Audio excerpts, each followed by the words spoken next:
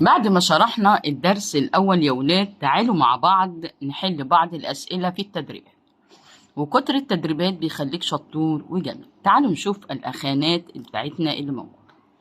اللي بيقول لي أكمل الجدول حسب القيمة المكانية. قلنا قيمة مكانية يعني هنقول يا شباب الخانة. طب لا يا ميس، ده هو عايز لكل رقم، هنحط كل واحد فيهم على حسب الرقم بتاعنا. طيب تعال نشوف. الواحد ده موجود في الأحاد، حطه أحاد. طب التمانية موجودة فين؟ في العشرات، جميل. الاتنين موجودة في المئات. كده أول حاجة الوحدات بتاعتي، ولو قرأناها 281، بس مش دي قراية صح للعدد، استنى. 3 والخمسة والأربعة، التلاتة في أحاد الألوف، والخمسة في عشرات ألوف، والأربعة في مئات الألوف. طب والستة دي يا ميس؟ دي في أحاد الملايين. تعالى نقرأ العدد يا جميل. يلا أول تلاتة مع بعض. تلاتة اللي بعديهم نكتب فوقهم 1000، والستة أكتب فوقيها إيه؟ مليون. يلا اقرأ. 6,453,281. يعني أقرأ كل واحد لوحده. يلا 6,453,281. تعرف تكمل بقى الأسئلة دي؟ سهلة وجميلة، بس بعد ما تكتب اقرأ كل رقم. طيب تعالوا نشوف سؤال تاني لسه واخدينه في آخر الحلقة اللي فاتت. يا ميس، آخر الحلقة اللي فاتت. ركز كده يا حبيبي. عايزة أكتب الأرقام دي اللي موجود في خانة الملايين واللي في الألف والوحدات. طب ما نكتبه الأول. آدي الفاصلة بتاعتنا، ونقرأ العدد مع بعض أهو. نكتب يا ولاد دول كده أحاد وعشرات ومئات، مش بنكتب فوقهم حاجة لأن دي عيلة فقيرة جدا. اللي جت بعديها التلاتة دول عيلة الألف، والاتنين دول انت قلتي تلاتة. طب عادي لو كتب اتنين، كتب أحاد الملايين وعشرات الملايين، اكتب مليون. يبقى أنا مين اللي هيكتب في كلمة مليون؟ أكتب 53. طيب وال200 ولا 14 فوقها مين؟ 1000. روح اكتبها عند الألف، أدي 214. طب والأخير ده إيه يا ميس؟ ده الأحاد والعشرات والمئات، 685. 685. هسيب لك الاتنين دول واجب، انت حلهم يا شطور. طب تعالى نحل برضو تاني ونقرأ العدد. طب اعمل الوحدات اللي احنا قلنا عليها خلاص، واللي جاي بعديها 1000، واللي جاي بعديها حبيب ماما المليون. 800 دي اخدها في الأول مع المليون، عشان أنا كاتبة فوقيها مليون عشان هي في خانة الملايين. وال700,000 يا دي 700 مع الألف. و850 دي ملهاش علاقة بأي وحدة فوقيها، أو أي أقصد يعني 1000 أو مليون، لأ دي الأحاد والعشرات والمئات. طب انت يا ميس هنا مليار وهنا مليون وهنا 1000. عادي يا جميل ماما، ايه المشكلة؟ اعمل اللي أنا قلت عليه. أدي أول تلاتة مش بنكتب حاجة، تلاتة اللي بعديه بكتب 1000، تلاتة اللي بعديهم مليون. أصبح التمانية هي المليارات، وبعديها 700 مليون، بعديها 128,000، بعديها 650. ايه رأيكم كده؟ طريقة سهلة وجميلة. طب نركز. قال لي اكتب القيمة المكانية، وعايز كمان قيمة الرقم الملون. حاضر. 7. يلا نمشي واحدة واحدة. قول معي. أحاد، عشرات، مئات، ألوف، عشرات ألوف، مئات ألوف. ايه ده؟ السبعة فين يا شباب؟ في المليون. طب يا ميس أنا بنسى إن الملايين معاها 6 أصفار، أعمل إيه؟ طب يا حبيبي السبعة أكتبها، وعد الأرقام اللي وراها. 1 2 3 4 5 6، أحوله كل أصفار علشان الأطفال الحلوة اللي بتنسى. طب واللي بعديه يا ميس؟ 8.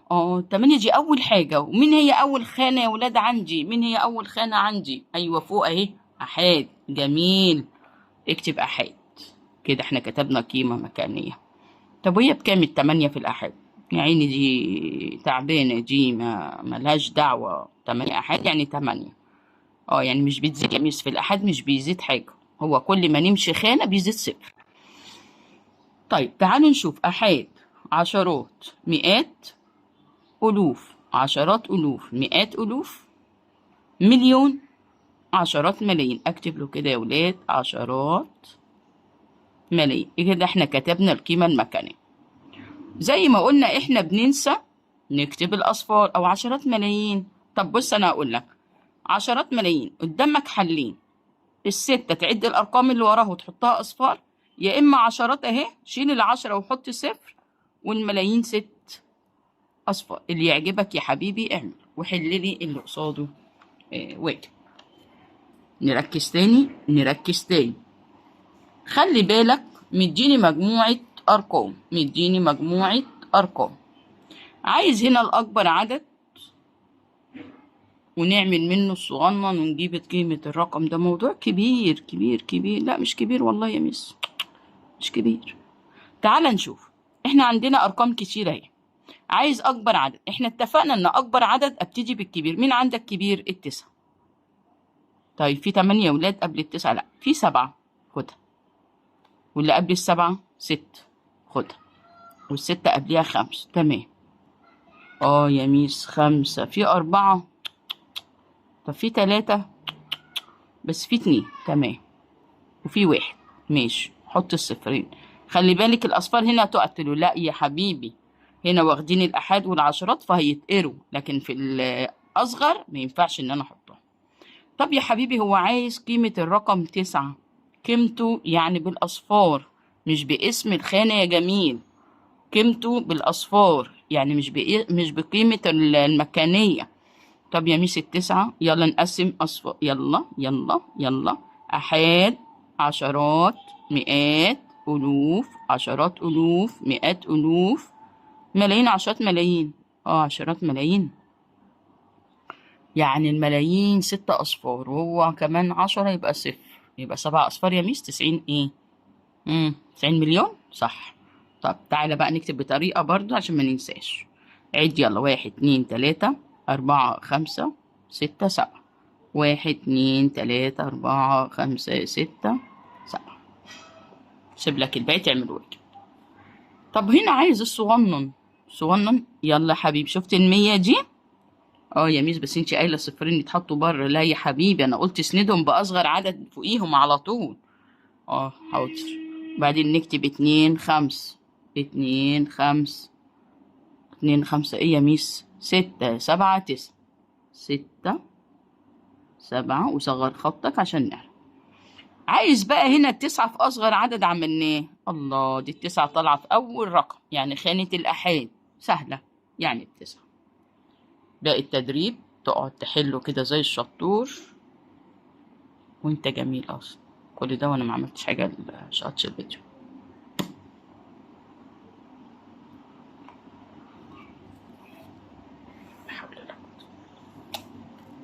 لا والله شغال الفيديو الراجل اهو. تمام تمام تمام. يلا نشوف الصفحة اللي بعديه. العدد يقرأ ونقط ألف ملايين وألف وكتب آخر حاجة. طب أنا اديتك طريقة سهلة يا ولاد تقسم بيها العدد بتاعك علشان تقدر تحل. تعال نقسمه واحنا نعرف هنحط مين عند الملايين وهنحط مين عند الألف. قسم يا بابا. 3 3 وده مش 3، مش مشكلة آخر عدد. دي الوحدات، أحاد، عشرات، مئات، ودي الألوف بتاعتنا، ودي الملايين. الله يا ميس، يعني الأربعة عند الملايين. تمام. ونحط 816 عند الألف. مظبوط. حليناها سهلة سهلة. عايزة أكبر عدد، يعني هتكتب الكبير من ناحية إيدك الشمال. مين الكبير هنا يا ولاد؟ 8. جميل. في 7؟ لأ، في 6. واشطب على العدد كده يا جميل عشان ما ترجعلوش تاني. بعد ال6 المفروض آخد ال5 عشان هي أصغر منه. يا ميس. وبعدين في 3 وفي 2 وفي 0. ادي 3 وادي 2 وادي الصفر. طب عايز الصغنن. ايه ده؟ طلب الصغير. روح اكتب الصغير من ناحية ايدك الشمال. اصغر رقم عندك الواحد وبعدين الاتنين اهو. 1 و2. في مين يا ولاد عشان انا مش شايفة؟ يلا دورولي على الاعداد. 5 6. 5 6. في 7. في 7 والله، في 7. ماشي. في 8. في 8 في 9. الله يا ميس، حلو. الرقم الذي قيمته 8 مليون يقع في خانة، هو احنا بنقوله ايه؟ 8 ايه؟ 8 مليون، يبقى بيقع في خانة ايه؟ المليون. قيمة الستة في العدد. بص كويس بقى، انت قول لي الستة موجودة في خانة ايه؟ عشرات. اكتب عشرات ولا اكتب 60؟ هو طلب ايه؟ قيمة الرقم، لا يبقى هنكتب 60. أكبر عدد مكون من 6 أرقام مختلفة. تعالى نحط 6 نقط الأول. 1 2 3 4 5 6 عشان ما نكترش أعداد. 6 أرقام بس قال لي مختلفين وكبير. خلاص الكبير بتاعنا 9، اللي قبل التسعة، اللي قبل 8. أيوة 6 5 4. قال لي مختلف يا ولاد. المرة اللي فاتت قال لي 6 أرقام وسكت، يبقى عايزهم كلهم شبه بعض. لكن لما يقول لي أكبر، روح هات الكبير بتاعنا اللي هو التسعة وخد التسلسل بتاعها من تحتها على طول. 9 8 7 6 5 4. جميل. في العدد اللي قدامي عايز القيمة المكانية للتمانية وفي نفس الوقت قيمة الرقم وقيمته. 8 موجودة في خانة ايه؟ يلا نقول مع بعض. حط ايدك عند الواحد. أحاد وبعدين عشرات وبعدين مئات. نيجي للي بعديها. ألوف، عشرات ألوف، مئات ألوف. اللي بعديها ملايين، عشرات ملايين، مئات ملايين. التمانية بعد خانة الملايين في مين؟ ده المليار. مليار. يبقى احنا كده كتبنا القيمة المكانية بتاعتنا. طب هو المليار كام صفر؟ مليار كام صفر؟ مليار 10 أصفار. طب أنا مش بحفظ. خلاص تعالى أنا أقول لك تعمل إيه. عد رقم 1 2 3 4 5 6 7 8 9. انت غلطتش يا ميس. ليه يا حبيبي؟ قلت المليار 10 وهو 9. عرفتي بقى ان احنا ممكن انت وانت بتكتب تغلط؟ صح صح. يبقى احنا نعد الارقام اللي بعد، نتاكد على الاقل. انا قلت لك 10 وهم طلعوا 9، يبقى نحط 9 اصفار. يلا حبيبي. يبقى احنا لما نحفظ كويس. ما حفظتش يبقى احنا نعد الارقام عشان نجيب قيمته بك. قيمة الرقم 9 الموجودة في خانة مئات الألوف. حط التسعة الأول حبيب ماما. أي أنا بقى مش عايزة يا ميس مئات الألوف كام؟ 0. ماشي معاك. طب أعمل إيه؟ هقولك. أشطب على المئات وزود العدد 0. واشطب على الألوف واديله التلات أصفار بتوع الألف، يبقى 900,000. هسيب لك دي واجب لأن هي سهلة جدا مفيهاش حاجة. تعال نشوف التدريب الجميل اللي معانا. نركز بقى في اختار عشان احنا عندنا 10 أسئلة اختار، يعني انت لازم تكون شطور.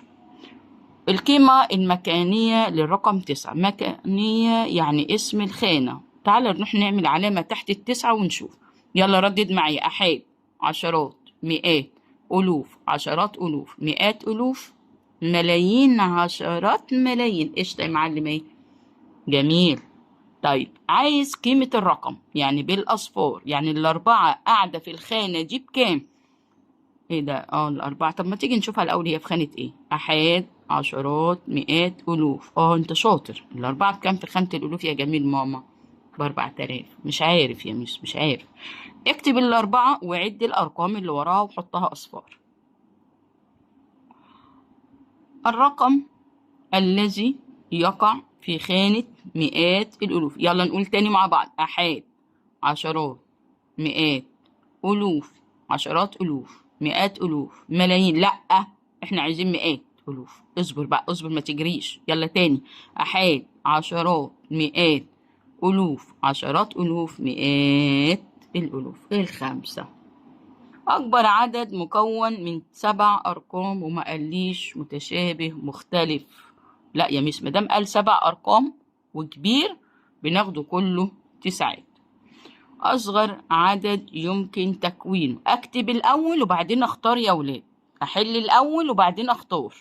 طيب أصغر عدد احنا قلنا الصغير، هناخد الصغير في الشمال. أدي الصفر. لا يا ميس انتي قلت الصفر بيقع. اصبر عليا. وبعديها مفيش أصغر تاني غير الخمسة. صح صح. روح حطه قبل الصفر أهو. وبعدين السبعة والتمانية عشان تطلع إجابتك صح. وما تنساش الصفر وتضيعنا عشان انتوا بتستعجلوا يا ولاد في الحل. انتوا شطار وكل حاجة بس بتستعجلوا في الحل. قيمة الرقم 7 في عشرات ألوف، تعالى نكتبها. ادي ال7، اشطب على 10 حط 0، واشطب على 1000 حط 3 أصفار. روح اختارها بقى انت. المليار أصغر عدد مكون من 10 أرقام. يا ميس ما انت قلتي 10 أصفار. لا، هو 10 أرقام على بعض، لكن مع 9 أصفار بس. طيب عايز أصغر عدد مكون من 8 أرقام مختلفة. طب ركز كده يا جميل، 8 أرقام مختلفة. طب تعالى نشوف. 8 و2 و3 و4 و5 هما مختلفين، بس دول 7 فما ينفعش، وعايز 8. طب ركز، 8 0 7 جابت 8 وبعدين الصفر. ماشي نشوف بعدين يعني. وعايز ايه؟ عايز الصغنن، عايز الصغنن يا ميس. طب وانت لو صغيرة هتبتدي ب8، بس نشوف كم رقم. 2 4 6 7، وعايز 8 أرقام، وعايز 8 أرقام. 3 و3 6 و2 8. أيوة ده 8 وده 8. بس هتاخد 1 0 ولا 1 2؟ احنا اتفقنا أصغر عدد يبقى أصغرنا 1 0 ومختلف. بكده احنا خلصنا تدريب على الدرس الأول. لايك وشير حبيبي عشان يوصلك كل جديد في المناهج الجديدة، وبالذات منهج تاني إعدادي الجديد، عشان احنا ناويين إن شاء الله بإذن الله هيتحل الكتاب المدرسة كامل في جميع المراحل. ولي الأمر يقدر يتابع معانا ويقدر يحل ويقدر يركز، لأن الطريقة زي ما انتم شايفين سهلة ومبسطة وجميلة. لايك وشير لحبايبنا عشان يوصلك كل جديد في المناهج مع الامتحانات بتاعة الشهور. السلام عليكم ورحمة الله وبركاته.